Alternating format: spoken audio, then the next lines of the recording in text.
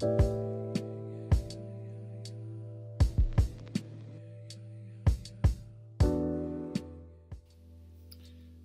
buenos días para todas y todos los participantes de este proceso formativo en tenencia de la tierra.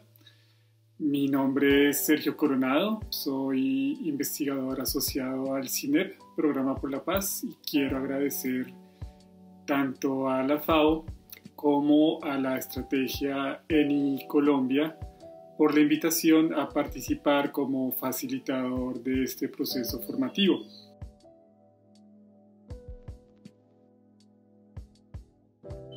La primera pregunta que quiero abordar para arrancar esta sesión sobre tenencia de la tierra y sobre el derecho a la tierra y al territorio es ¿qué quiere decir que una persona tenga un derecho o qué quiere decir que un colectivo tenga un derecho? Lo primero que hay que resaltar sobre este punto es que los derechos son el resultado de procesos históricos de organización, acción y deliberación política. No hay derechos o no existen derechos que no hayan sido el resultado de estos procesos de organización. Y claramente el derecho a la tierra y al territorio no son una excepción. El derecho a la tierra y al territorio son el resultado de un proceso histórico de organización y de reivindicación y de lucha política de quienes son considerados los titulares de este derecho. Ahora la pregunta es, ¿qué quiere decir también que estos derechos existan? Los derechos son, en primer lugar, límites al poder del Estado, pero además los derechos implican tres elementos, por lo menos. Un primer elemento es una posición. El titular del derecho tiene una posición a su favor. En segundo lugar, hay una obligación por parte de la contraparte del derecho, en este caso es el Estado, y hay un mecanismo para hacer efectivo ese derecho, que pueden ser acciones jurídicas o otros mecanismos de exigibilidad del derecho a la tierra y al territorio o de cualquier otro derecho. Son el resultado de procesos históricos de organización, son límites al poder del Estado, pero también implican que el Estado haga cosas, que el Estado realice cosas, y implican que hay una posición jurídica, hay una titularidad en cabeza de un grupo o de una persona, hay una obligación o una serie de obligaciones por parte del Estado y hay mecanismos para hacerlos efectivos. La segunda pregunta es sobre la tierra y el territorio, porque estamos hablando no de cualquier derecho o de los derechos en general, sino muy específicamente del derecho a la tierra y al territorio. Entonces, ¿qué entendemos por tierra y por territorio? Por tierra normalmente entendemos un espacio físico delimitado o delimitable en el cual una persona, una familia o un colectivo desarrolla actividades productivas relacionadas principalmente, pero no exclusivamente, con la agricultura y con la producción de alimentos. Esto es sustancial y esto es la forma en la cual históricamente se ha reivindicado la tierra como un derecho. Sin embargo, cuando hablamos de territorio nos estamos refiriendo no solamente al espacio físico, no solamente a esa delimitación geográfica de una parcela, de un lote o del espacio, digamos, donde vive una comunidad, sino también al conjunto de relaciones culturales, políticas, simbólicas, económicas también, que se desarrollan a partir de la permanencia o de la habitación en este espacio físico. Entonces, el territorio claramente tiene como base la tierra, tiene como base el espacio geográfico, el espacio físico, pero va más allá en el sentido de que reconoce que la tierra no solamente tiene un valor que puede ser reconocido por medio de alguna valoración económica. Por ejemplo, una hectárea de tierra vale tanto dinero, pero el territorio también reconoce que la tierra tiene otros significados y otros valores y otro conjunto de relaciones que las comunidades rurales, quienes habitan allí, han desarrollado sobre esto. Entonces, cuando estamos hablando del derecho a la tierra y al territorio, estamos hablando de una protección tanto del acceso a ese espacio físico, geográfico, en el cual normalmente lo que se desarrolla es la producción agrícola, pero no exclusivamente eso, y también estamos hablando de la protección de ese conjunto de relaciones que se desarrollan a partir de ese espacio físico y geográfico. La tercera pregunta que vamos a abordar en esta conversación es cuáles son los contenidos del derecho a la tierra y al territorio, o dicho de otra forma, ¿qué quiere decir tener derecho a la tierra y al territorio?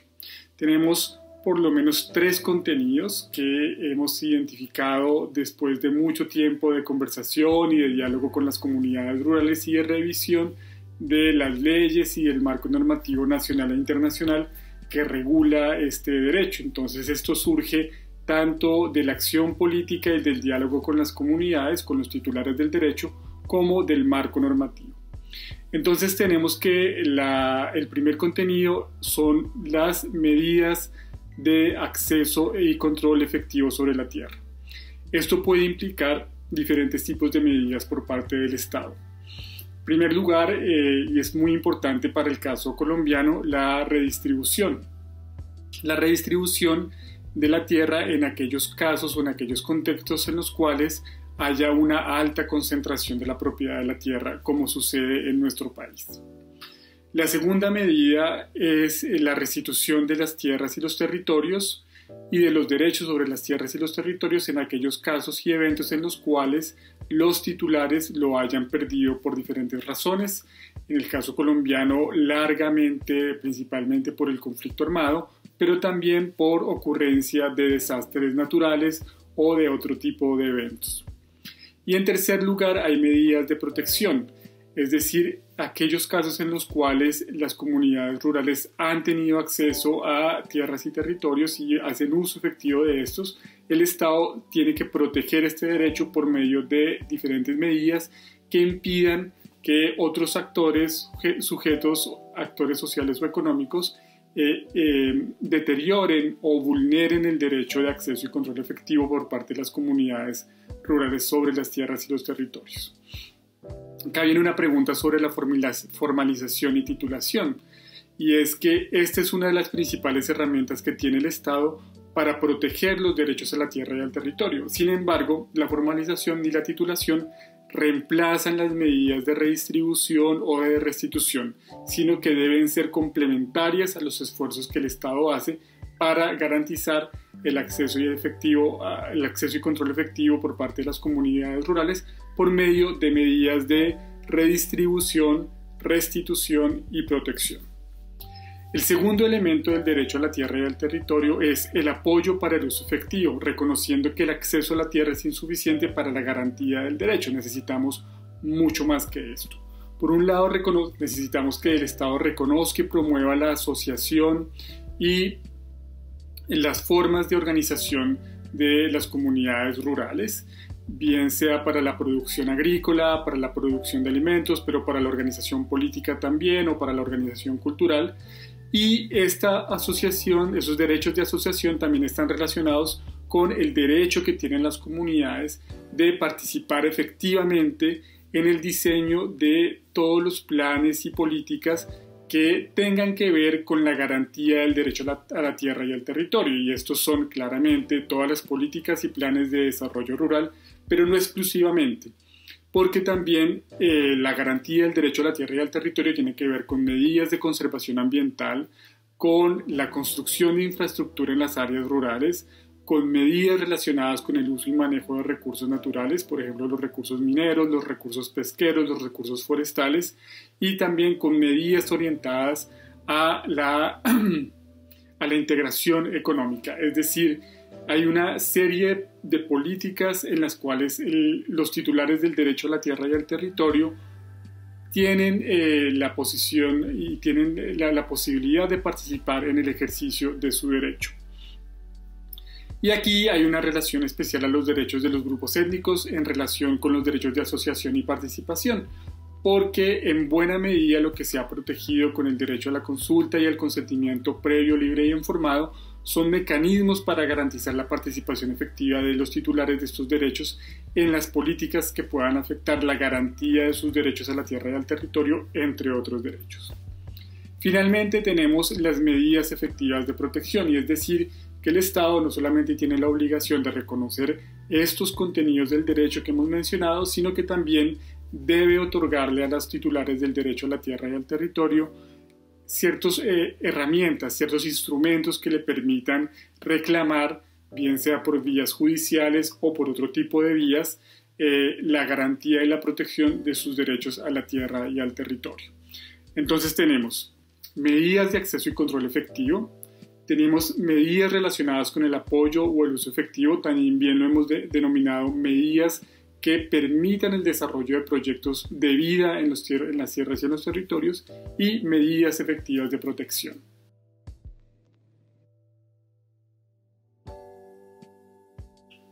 Finalmente tenemos la pregunta sobre los fundamentos normativos o fundamentos legales del derecho a la tierra y al territorio. Lo importante que hay que decir acá es reconocer que el derecho a la tierra y al territorio para las comunidades rurales, para las comunidades campesinas, pueblos indígenas, comunidades negras, para las mujeres rurales, está reconocido en la Constitución Política, es decir, es un derecho que ha sido reconocido por la Constitución Política como un derecho fundamental, como un derecho humano. Y aquí tenemos el artículo 64, 65, 66, que reconocen las obligaciones del Estado en materia de acceso progresivo de la propiedad de la tierra para la población campesina. Tenemos todas las normas que reconocen las figuras de ordenamiento territorial para las comunidades indígenas, y tenemos el artículo 55 transitorio, que permitió construir un régimen especial de protección de los derechos territoriales para las comunidades negras, afrodescendientes, raizales, palenqueras. Entonces tenemos dentro de la misma Constitución Política varios artículos que reconocen el carácter de derecho fundamental a la tierra y al territorio. Adicionalmente tenemos un importante desarrollo del derecho en la jurisprudencia de la Corte Constitucional, que lo que hizo fue, a partir de solicitudes de los ciudadanos por medio de acciones de tutela o acciones de constitucionalidad, lo que hizo la Corte a partir de esas solicitudes fue desarrollar una serie de fallos, de decisiones que permitieron construir un derecho vía jurisprudencial, es decir, el reconocimiento del derecho se ha fortalecido a partir de estos fallos y estos casos que la Corte Constitucional ha fallado a favor de las comunidades campesinas, indígenas y afrocolombianas. Entonces, en la jurisprudencia de la Corte también tenemos una gran fuente de fundamento de este derecho. Pero adicionalmente tenemos una serie de convenios y de pactos internacionales, muchos de los cuales el Estado colombiano ha suscrito, muchos de los cuales el Estado colombiano está en mora de suscribir, que reconoce los derechos a la tierra y al territorio de las comunidades rurales. Entonces aquí tenemos también una configuración triple. Por un lado, los artículos de la Constitución Política, la jurisprudencia de la Corte Constitucional en segundo lugar, y en tercer lugar, los tratados y convenios internacionales que hacen parte de las normas de derecho internacional que aplican para la población colombiana. Ahora, estas ideas sobre los orígenes y la existencia del derecho a la tierra y al territorio en el marco normativo colombiano y en la historia reciente del país solamente tienen sentido en la medida en que las propias comunidades rurales, los titulares del derecho a la tierra y al territorio, hagan una serie de preguntas que los inviten a la reflexión y que puedan desencadenar también procesos de exigibilidad, de reivindicación sobre el derecho a la tierra y al territorio. Entonces, las preguntas que podríamos dejar en esta sesión es: ¿para qué sirve la tierra? ¿Para qué queremos tener la tierra? Y al territorio, ¿cómo hemos tenido y construido la tierra y el territorio en nuestras comunidades? ¿Y cuáles son los principales problemas que hay en relación a la garantía del derecho a la tierra y al territorio en nuestras comunidades rurales? Con esas preguntas quiero cerrar la primera sesión sobre el derecho a la tierra y al territorio, y espero que podamos seguir dialogando sobre estos temas en adelante. Muchas gracias por su atención.